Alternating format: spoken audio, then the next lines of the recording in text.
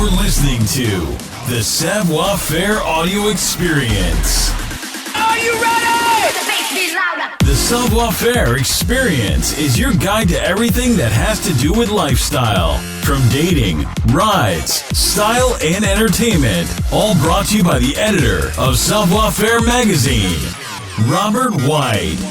Anything goes on this audio experience. So, let's go. It's still the best. Hey guys, thanks for listening and continuing to listen to the Savoir Faire audio experience. Today we've got another great guest for you and a great interview, and I'm excited to talk with this person. This is Deborah Hall. She is the CEO of DIVE Billboards. They're based in Canada, but basically what they have done, guys, is they have taken your creator content as a social media influencer or whatever and been able to put it out on billboards. And this is kind of a huge tech kind of play here. So I'm super excited to learn a little bit more. But first, Deb, how is your day going? How's the weather in Canada today? Day is going well. It's a sunny day here in Toronto and really excited to speak with you. I appreciate that. Toronto is one of my favorite cities, by the way. There's like two places in my life that are within 3.5 hours from where I live. Toronto is one of them, and New York City is the other. Love it. Obviously, the two biggest capitals in two countries. But like, I love the bustle, hustle of all of that stuff in both of those places. I would assume that Toronto has just a little bit more of a friendly, more vibe than New York does. You would agree? Yeah, it's a perfect mix. You know, New York has a great hustle to it, and Toronto we have lots of diverse cultures and it's a perfect complement in my opinion. I spend a lot of time between both cities and very proud Toronto native, but I spend a lot of time in New York as well, so really love the combo.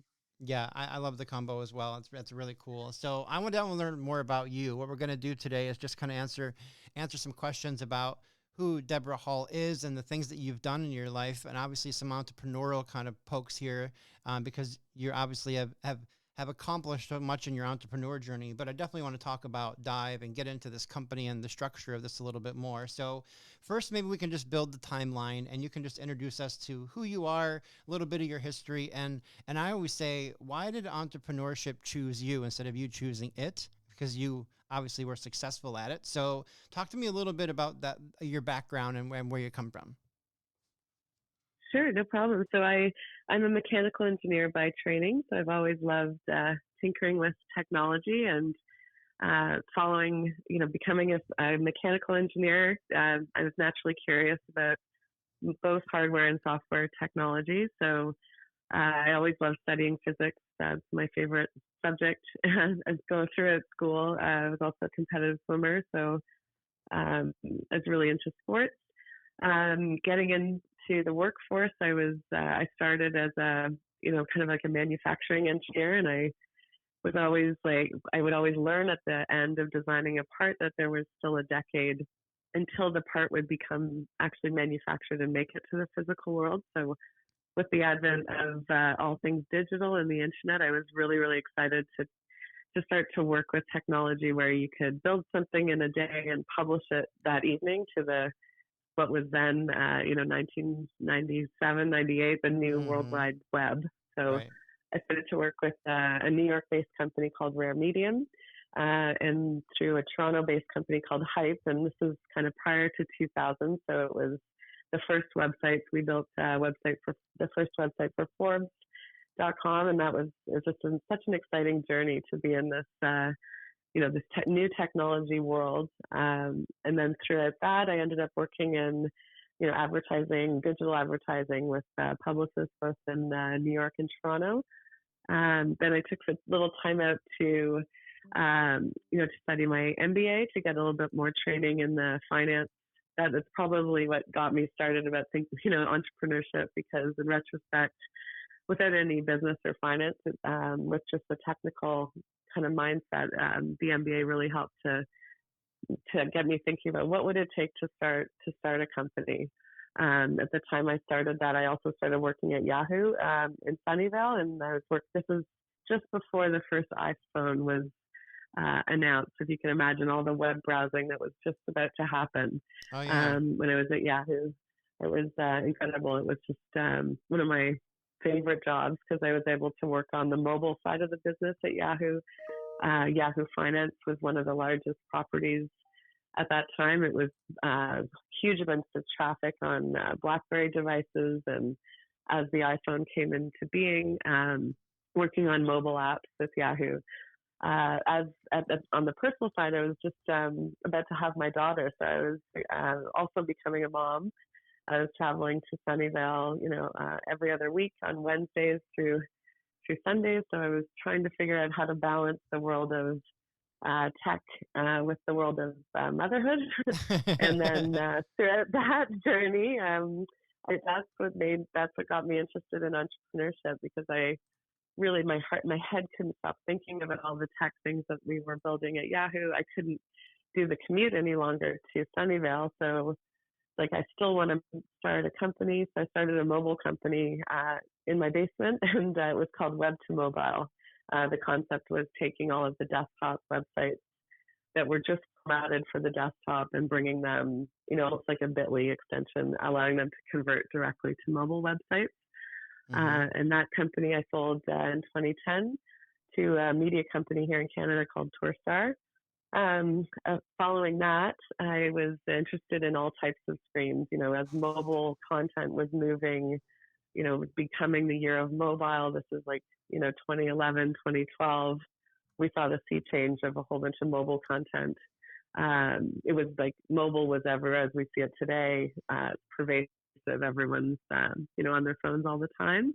So about 10 years ago, I started DIVE with my co-founders, Jake and Mike, who had been spending a lot of time in their careers in the digital out-of-home space.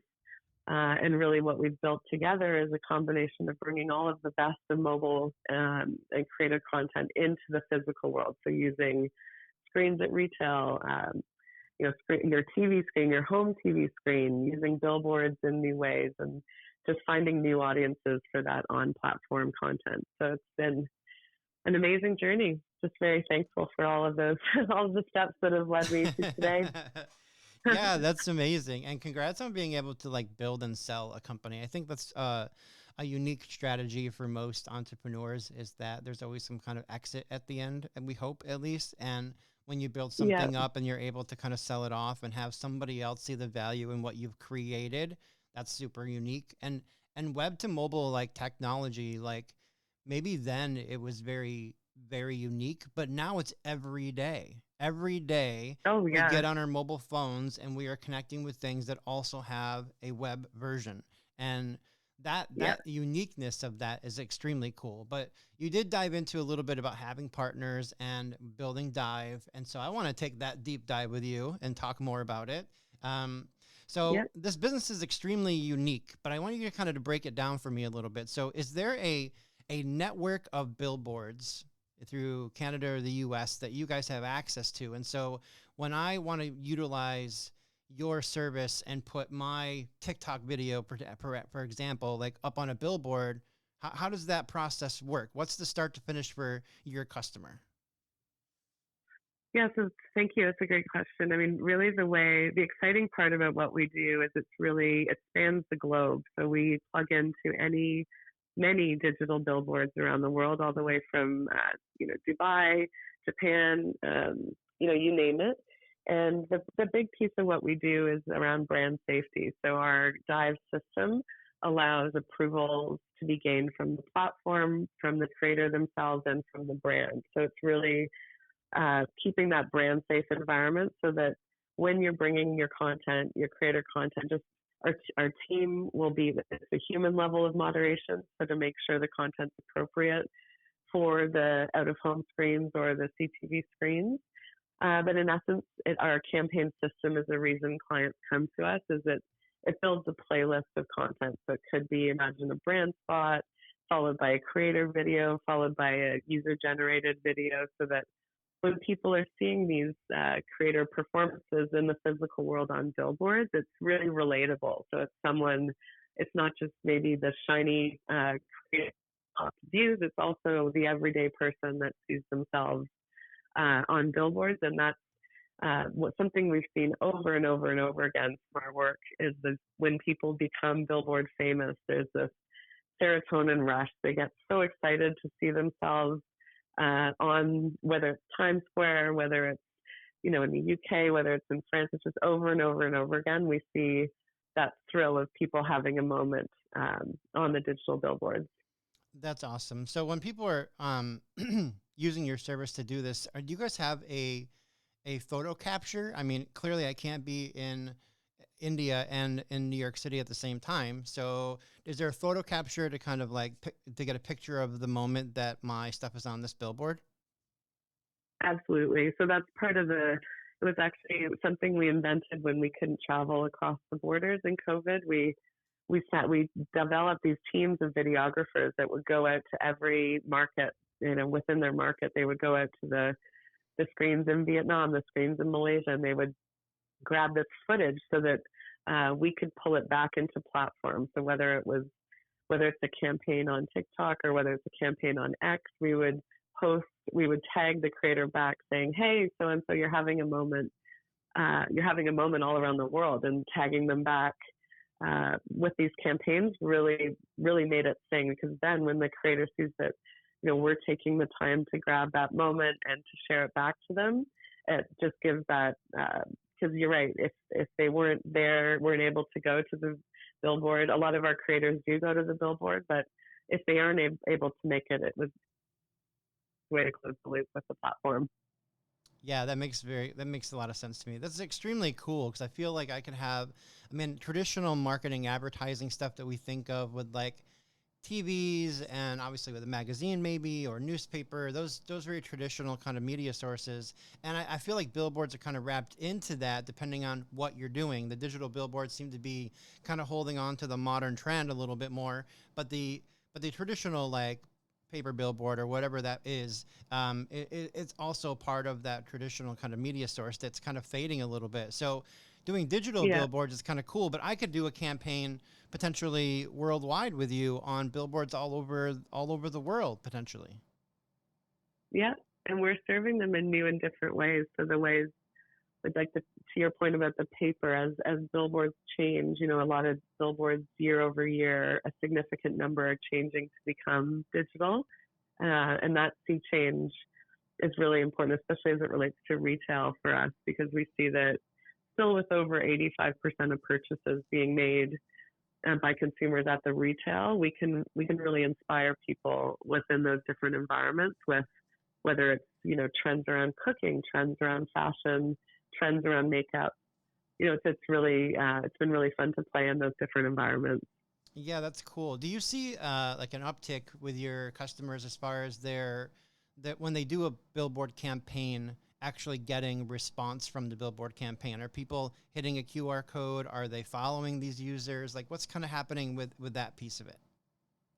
Yeah, big time. We've been doing a bunch of brand list studies with a whole bunch of different categories, and we've seen, so we're able to survey people exposed, not exposed to the various campaigns. A campaign for the Olympics, for example, we had a significant amount of recall because we were featuring Olympic moments for the advertiser. And when something is that dynamic, like we're now able to quantify never showing the same piece of creative twice, in our instinct, we'd say, yeah, that's a great idea, because then it draws your attention, right? Instead of repeating the same thing over and over again. But now we're able to quantify, yes, that does perform better. It has a lift of over 20% with those that saw it versus didn't see it. So it's really exciting. It's exciting to be a part of such a new space, because we knew that in our hearts, that if we put, let's say, offering when we did a campaign with the Game of Thrones, 2017, and we showed, I think it was something like thousands of pieces of creative over the course of a 24-hour period, which was quite novel, because it was, otherwise it'd be two different pieces of creative, right? But we knew in our hearts we were showing different piece of creative for every time the billboard refreshed, that you would end up watching it, right? Because it's so, you're never seeing the same thing twice, so it's going to perform. And it's really been an amazing journey to watch that come to life and to bear the fruit at the end. Wow. Yeah, I love that idea. And I'm glad that you guys are thinking about not showing the same content twice, because I feel like when I watch I go to Times Square all the time. I am not a touristy kind of guy when I go to New York City. This is the thing for me. I go there for special reasons. I'm there for 4 or 5 days at a time. Most times I'm there for a fashion show, some kind of networking event, whatever that may be. And I'm always kind of focused on the business side of the city. But I like to go to Times Square just to kind of dream a little bit, because I always feel like the hustle bustle craziness of the city is it comes to life for you in Times Square. And one of the biggest things that's there, obviously, that for those that do or don't have or not been there, I guess, is there's the massive amount of billboard space that's in Times Square, right? So when I look at all these things, I'm looking at like the brands that are up there. I'm giving those brands in my mental state, I'm giving them like legitimacy because I'm seeing them on the billboard. And I'm kind of like recognizing that stuff. But when the content's constantly changing, then I'm seeing something different each time. I think there's a handful of different billboards now that I've learned about over time that are being used for marketing purposes and something similar to what you guys are doing, but not at your scale, obviously. And they're very kind of cool and unique, but it does give people this legitimacy. I see this all the time. Like, I spent years working in the modeling industry and constantly working with people in the entertainment industry. And when they see their music or their picture or whatever it happens to be on a billboard, it's a highlight for them. It's huge for them. Oh, yeah. You know, they want the photo, they're bragging it up, their family and friends are excited for them. And it's such a unique kind of feeling for not only the person on the billboard, but then that media source to be able to be like all of those eyeballs. Like, guys, there's like 250,000 people walk through Times Square every minute of every day. Yeah. It's huge there. And there's all these other logistical numbers for these other places where billboards are as well. So like, it makes sense that a campaign like yours is perfect for any business owner, creator, whoever wants to reach a bunch of people.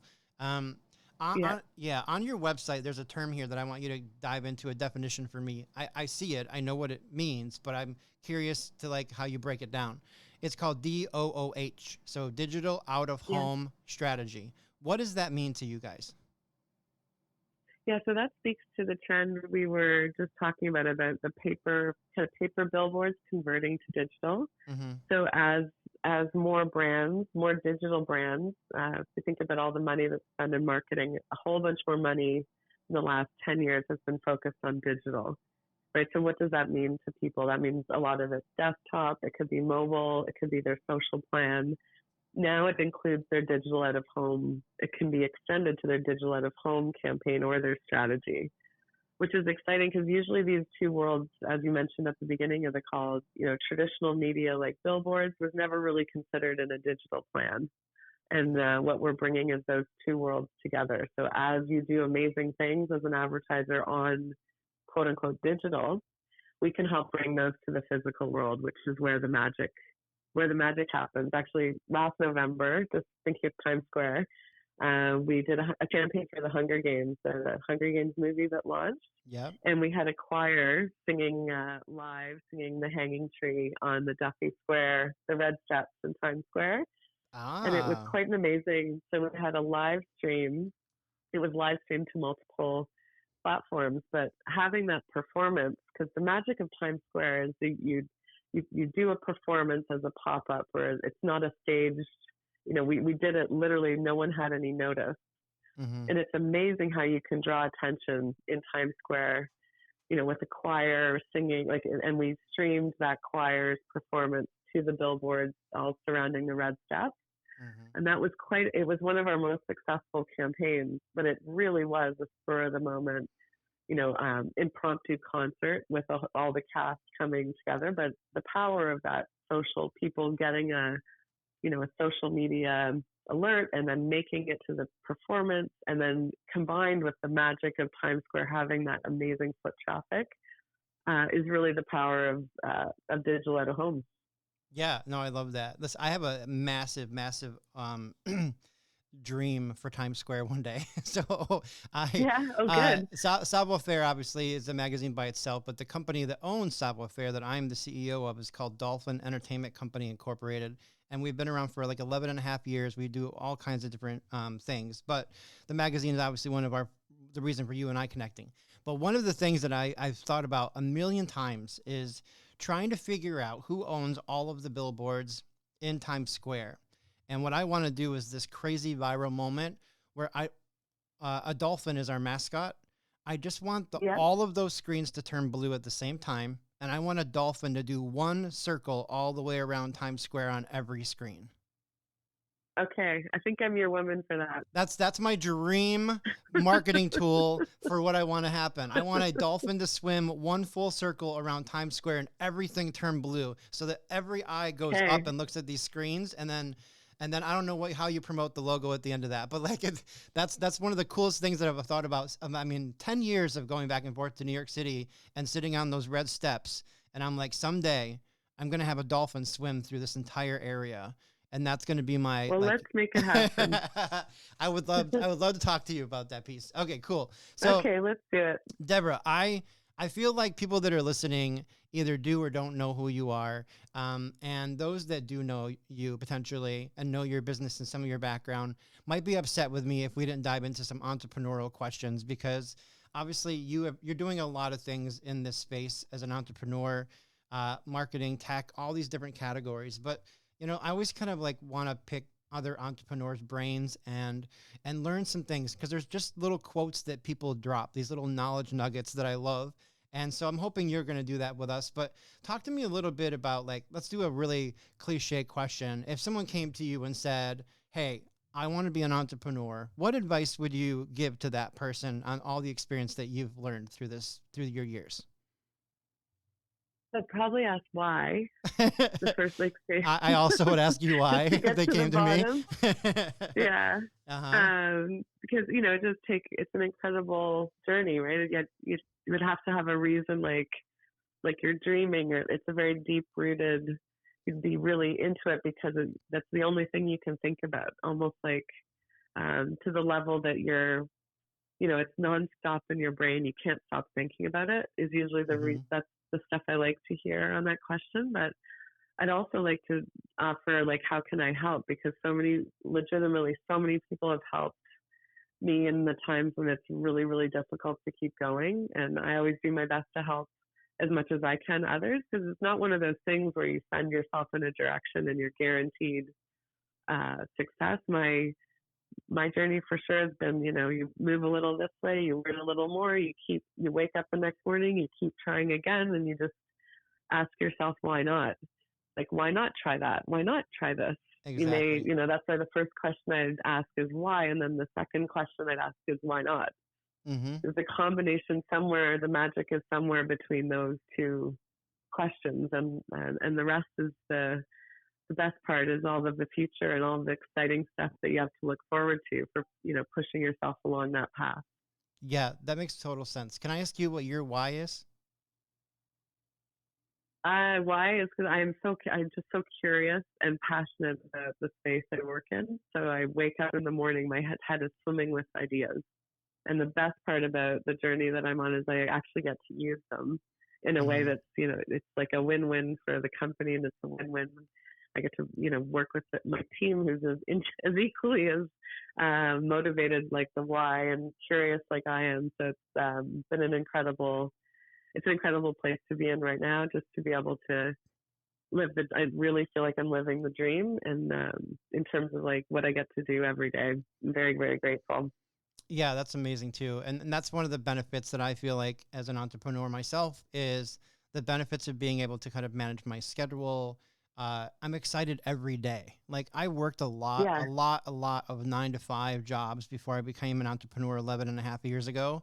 And I could never find my place. Like, I feel like that's always the calling card for people. Like, why are you going through 15, 20 jobs? Maybe you should just start a business. Like, I say that to people a lot, you know, like there's something there you're just not totally in love with. And I wake up motivated every day with the idea that today is going to be another creative thing. And that's what I thrive on. But I'm also one of those people, and maybe I can ask you this question too. I'm one of those people that has so many creative ideas that I sometimes go down rabbit holes. And you said, why not? I say, why not every day, probably.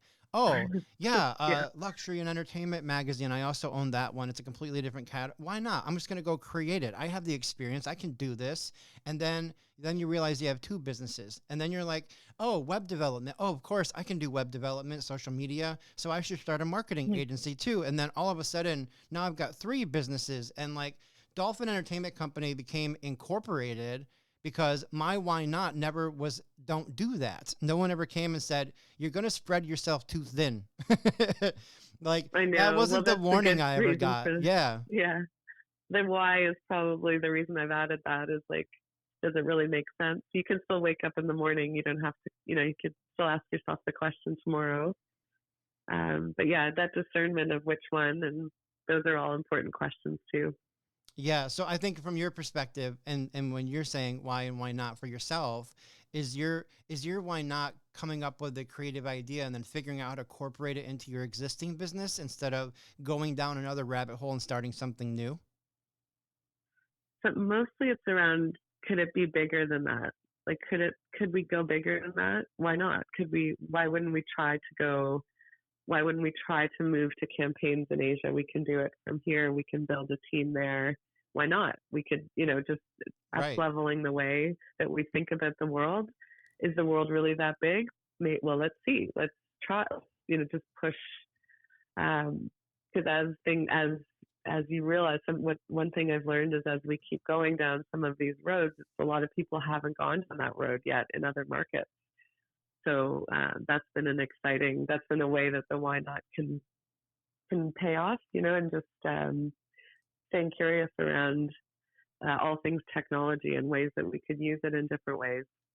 Yeah, that makes a lot of sense. And I'm a big tech fan too, and I'm definitely deep diving into a lot of unique things to see where the next boom is coming from. I have a feeling that the internet boom, I mean, a lot of the people, entrepreneurs that I admire, a lot of people that I interview on a daily basis, they all kind of absorbed the internet boom when, the start of everything, the start of smartphones, the start of computers, being able to create content and put it on the web. They all kind of started in the beginning of that. And when that stuff was coming, I was working for everybody else, making everybody else rich as a really great salesperson or manager or whatever, instead of diving in then. I started obviously a little bit late, but now we've got this whole new trend of things that are coming our way in tech with AI, with all of this kind of like crazy things that are kind of hitting the market right now. So are you seeing are you starting to think about these processes and figure out what's the next phase for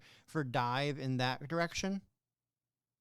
Yeah, it's certainly given us tools. So we're definitely thinking about them every day, and just ways that we can learn more about audiences, learn more about trends, try and keep our teams up to date. And as it relates to creative, as it relates to use of color, it could be all the way use of language, use of tonality, just different ways that our brand safety and moderation teams can use tools. So we have our eyes on that. Also to improve our own internal tools and campaign systems. So our engineering team works on that day to day. So, and even down to how can we make our lives more efficient, in terms of like calendaring or smart ways to keep track of your to-do list, or, just ways of optimizing time to take, if we have a half an hour, can we, use some of that for wellness and some of that for using tools to keep us more efficient, spend time on the stuff that matters. To your point about having a creative day, what does that look like? Like, how do you use your day to make it work the best for you, the way that your brain needs to work? So certainly it's an ongoing process, but our team is always looking into different ways we can, work remotely and stay flexible so that all of us can be in a really good headspace when we show up for each other. Yeah, makes complete sense. Well, this has been very enlightening. I'm not going to lie. I mean, I obviously read a little bit about you before we connected. I'm so glad that we were able to connect and talk a little bit. I mean, I think there's some really solid nuggets here about DIVE and your company and what's kind of happening, but also your entrepreneurial journey. And hopefully people are taking something from that and kind of exploring that. So if you're listening to this podcast or even have access to our articles and you read it, leave a comment, leave something so that we know you kind of read it and this did something. And then is DIVE on Instagram by chance? Is there a way for other people to connect with you or the company? Absolutely. We're DIVE Billboards is our handle on Instagram. Okay, perfect. So we'll invite people to go check that out, and I'll make sure I put listings on the information for the website and things as we start posting content out there. So again, Deb, thank you so much for your time today. I really appreciate it. And I'm glad we were able to connect. Thank you. It was a pleasure. All right. Thanks so much. Thank you. Thank you for listening to the show. Please take a minute to head over to www.savfair.com and subscribe to our publication.